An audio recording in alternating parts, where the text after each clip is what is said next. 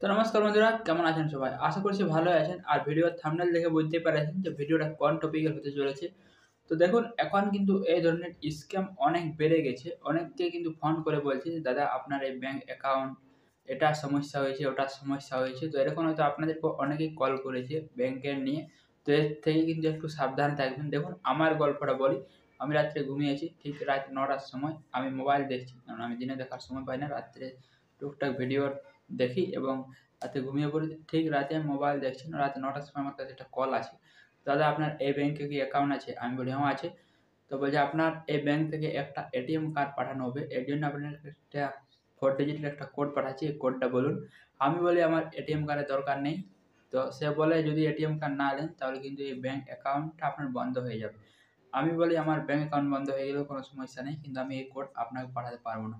কিন্তু যেহেতু আমার সঙ্গে সে হিন্দিতে গল্প করে সেজন্য আমি তার ঠিকঠাক গল্প করতে পারি না। কারণ হিন্দি আমি বুঝতে পারলেও কিন্তু আমি ঠিকঠাক বলতে পারি না। সে হিন্দিতে বলে, আমি বাংলায় বলি। তো আমি বলি আমার কিন্তু এটিএম কার্ডের দরকার নেই। আমার যে ব্যাংক অ্যাকাউন্টে আমার অ্যাকাউন্ট লিঙ্ক করা আছে যে ব্যাংকে, সেই ব্যাংকে আমার অ্যাকাউন্ট থাক। আমার এটিএম কার্ডের দরকার নেই। সে বলছে বন্ধ হয়ে যাবে আপনার অ্যাকাউন্টটা, আপনি অ্যাকাউন্ট না নিলে। তো আমি বলি বন্ধ হয়ে গেলেও আমার কোনো সমস্যা নেই। কারণ আমার একটাও অ্যাকাউন্ট বন্ধ হয়ে গেলে আমি আবার খুলব। আমি জানি আমার একটা অ্যাকাউন্ট বন্ধ হয়ে গেলে আমি আবার খুলব। কিন্তু এক্ষেত্রে আমার এটিএম কার্ডের কোনো প্রয়োজন নেই। কারণ আমার আলাদা অন্য ব্যাংকে আরও অ্যাকাউন্ট আছে। সেক্ষেত্রে আমাকে এটিএম দিয়েছে। কিন্তু এটিএমগুলো আমার বাড়িতে পড়া আছে। আমি সেগুলো চালু করিনি।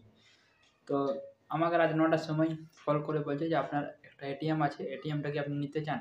তো দেখুন, কেউ যদি আপনাকে এটিএম বলে তো তার ১ম কিন্তু সে বলবে আপনাকে ঠিকানাটা। তো ঠিকানা না বলে কিন্তু ওটিপি চাইছে। ওটিপিটা আমার চাইছে ৪ টা সিঙ্গেল ডিজিটের ওটিপি আছে। তো ওটিপি তো আমি দিতে পারব না। কারণ ওটিপি দিলেই আমার ব্যাংক অ্যাকাউন্টটা তার কাছে চলে যাবে। তো সর্বপ্রথমতভাবে দেখুন, কোনো ব্যাংক থেকে আপনার ওটিপি চাইবে না, আপনার ঠিকানাটা চাইবে যে আপনি কোন ঠিকানায় আছেন। সেই ঠিকানাটা তারা চাইবে। কিন্তু এরা বলছে ওটিপি না দিলে নাকি ব্যাংক অ্যাকাউন্ট বন্ধ হয়ে যাবে। কাটার পর আমি তাকে আবার কল করি, কিন্তু কলটা আমাকে ট্রুকলার সরাসরি জানিয়ে দেয়। আমি এদিক থেকে যখনই তাকে কল ব্যাক করি তখন কিন্তু কলটা লাগে না। আমাকে সরাসরি জানিয়ে দেয় যে নম্বরটি বৈধ নয়। মানে এটা আনলিগাল নম্বর। তো আমি তখনই বুঝতে পেরেছি, যখনই এটা ওটিপি চাইছে তখনই।